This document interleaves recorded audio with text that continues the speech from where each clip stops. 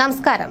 സംസ്ഥാനത്ത് കാലവർഷം അതിശക്തമായി തുടരുന്നു. വടക്കൻ കേരളത്തിൽ വരും മണിക്കൂറുകളിൽ അതിതീവ്ര മഴയ്ക്ക് സാധ്യതയെന്നാണ് കേന്ദ്ര കാലാവസ്ഥാ വകുപ്പിന്റെ ഏറ്റവും പുതിയ മുന്നറിയിപ്പ്. ഈ സീസണിലെ ആദ്യ റെഡ് അലർട്ട് സംസ്ഥാനത്ത് പ്രഖ്യാപിച്ചിരിക്കുകയാണ്. നാളെ വടക്കൻ ജില്ലകളിൽ അതീവ ജാഗ്രതാ നിർദ്ദേശമാണ് നൽകിയിട്ടുള്ളത്.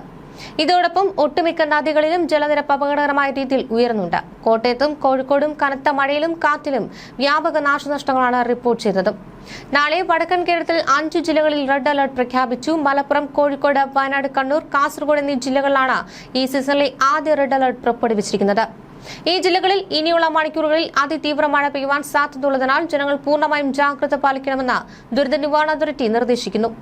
മഴയുടെ തീവ്രത വരും ദിവസങ്ങളിൽ തുടരുമെന്നാണ് സൂചന. മറ്റന്നാൾ സംസ്ഥാനത്തെ 3 ജില്ലകളിലാണ് വീണ്ടും റെഡ് അലർട്ട് പ്രഖ്യാപിച്ചിട്ടുള്ളത്. ഇതിനു പുറമെ മധ്യ കേരളത്തിലും തെക്കൻ കേരളത്തിലും മഴ ശക്തമാണ്. ഇടുക്കി, തൃശൂർ, എറണാകുളം, കോട്ടയം, പാലക്കാട്, പത്തനംതിട്ട എന്നീ 6 ജില്ലകളിൽ ഓറഞ്ച് അലർട്ടും ആലപ്പുഴ, കൊല്ലം, തിരുവനന്തപുരം ജില്ലകളിലും യെല്ലോ അലർട്ടും പുറപ്പെടുവിച്ചിട്ടുണ്ട്. അതീവ ജാഗ്രത വേണമെന്നും രാത്രികാല യാത്രകൾ പൂർണ്ണമായും ഒഴിവാക്കണമെന്നും അധികൃതർ കർശന നിർദ്ദേശം നൽകിയിരിക്കുകയാണ്. കോട്ടയം അമ്മൻചേരിയിൽ കനത്ത മഴയിൽ വീടിന്റെ മേൽക്കൂര ഇടിഞ്ഞു വീണു. കാഞ്ഞിരം കാലയിൽ ബിനോയ് മാത്യുവിന്റെ വീടാണ് തകർന്നത്. വീടിന് ഉണ്ടായിരുന്ന 3 പേർക്ക് പരിക്കേറ്റു. ബിനോയുടെ ഭാര്യ ടിനു, മക്കളായ എബിൾ, ബ്രയാൻ എന്നിവർക്കാണ് പരിക്കേറ്റത്. ഇവരെ തെള്ളകത്തെ സ്വകാര്യ ആശുപത്രിയിൽ പ്രവേശിപ്പിച്ചു. പരിക്ക് ഗുരുതരമല്ല. വെളുപ്പിനാണ് അപകടം സംഭവിച്ചത്. കോഴിക്കോട് നഗരത്തിൽ രാവിലെ ഉണ്ടായത് കനത്ത കാറ്റാണ്. രാവിലെ 10 മണിയോടെയായിരുന്നു കാറ്റ് വീശിയത്. പലയിടങ്ങളിലും മരം കടപുഴകി വീണു.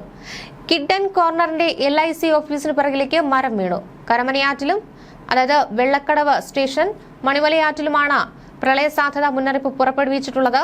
യെല്ലോ അലർട്ടാണ്. ജലനിരപ്പ് ഉയർന്നതിനെ തുടർന്ന് കേന്ദ്ര ജല കമ്മീഷനാണ് മുന്നറിയിപ്പ് നൽകിയത്. ഈ നദികളിൽ ഇറങ്ങരുതെന്നാണ് നിർദ്ദേശം. തീരത്തോട് ചേർന്ന് താമസിക്കുന്നവർ ജാഗ്രത പാലിക്കണമെന്ന് മുന്നറിയിപ്പിൽ പറയുന്നുണ്ട്. അടിയന്തര സാഹചര്യങ്ങൾ നേരിടുവാൻ എല്ലാ ജില്ലകളിലും കൺട്രോൾ റൂമുകൾ തുറന്നു.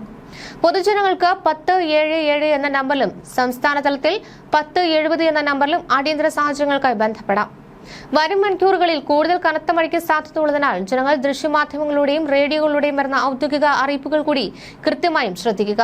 അടുത്ത 2-3 ദിവസങ്ങളിൽ മധ്യ അറബിക്കടലിലെ കൂടുതൽ ഭാഗങ്ങൾ, ഗോവ പൂർണ്ണമായും, മഹാരാഷ്ട്ര, ആന്ധ്രാപ്രദേശ്, കർണാടക എന്നിവയുടെ ചില ഭാഗങ്ങൾ, തമിഴ്നാടിന്റെ ബാക്കി ഭാഗങ്ങളും, തെക്ക് പടിഞ്ഞാറൻ ബംഗാൾ ഉൾക്കടലിലും മധ്യ പടിഞ്ഞാറൻ, മധ്യ കിഴക്കൻ, വടക്കു കിഴക്കൻ ബംഗാൾ ഉൾക്കടലിന്റെ കൂടുതൽ ഭാഗങ്ങൾ, ഇന്ത്യയുടെ വടക്കു കിഴക്കൻ സംസ്ഥാനങ്ങളിലെ ചില ഭാഗങ്ങൾ എന്നീ മേഖലകളിലേക്ക് തെക്ക് പടിഞ്ഞാറൻ കാലവർഷം വ്യാപിക്കാൻ സാധ്യതയുണ്ട്.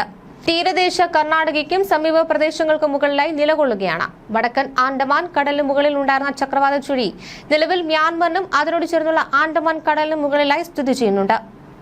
ഇന്ന് കാസർഗോഡ്, കണ്ണൂർ, കോഴിക്കോട്, വയനാട്, മലപ്പുറം ജില്ലകളിലും നാളെ കോഴിക്കോട്, വയനാട്, മലപ്പുറം ജില്ലകളിൽ ഒറ്റപ്പെട്ട അതിതീവ്രമായ മഴയ്ക്കാണ് സാധ്യത. ഇന്നു മുതൽ 9-ാം തീയതി വരെ കേരളത്തിലും മാഹിയിലും ഒറ്റപ്പെട്ട അതിശക്തമായ മഴയ്ക്ക് സാധ്യതയുണ്ട്. ഇന്നു മുതൽ 9-ാം തീയതി വരെ ഇടിമിന്നലോടും ശക്തമായ കാറ്റോടും കൂടി വ്യാപകമായ മഴയ്ക്കാണ് സാധ്യതയെന്നാണ് കേന്ദ്ര കാലാവസ്ഥാ വകുപ്പ് അറിയിക്കുന്നത്. കൂടാതെ അടുത്ത മണിക്കൂറിൽ കോഴിക്കോട്, കണ്ണൂർ, കാസർഗോഡ് ജില്ലകളിൽ ഓറഞ്ച് അലർട്ടാണ്. അടുത്ത 3 മണിക്കൂർ മാത്രം. ഈ ജില്ലകളിൽ ഒറ്റപ്പെട്ടയിടങ്ങളിൽ ഇടിമിന്നലോടുകൂടിയ ശക്തമായ മഴയ്ക്കും മണിക്കൂറിൽ 40 കിലോമീറ്റർ വരെ വേഗതയിൽ ശക്തമായ കാറ്റിനും സാധ്യതയുണ്ടെന്ന് കേന്ദ്ര കാലാവസ്ഥാ വകുപ്പ് അറിയിച്ചു.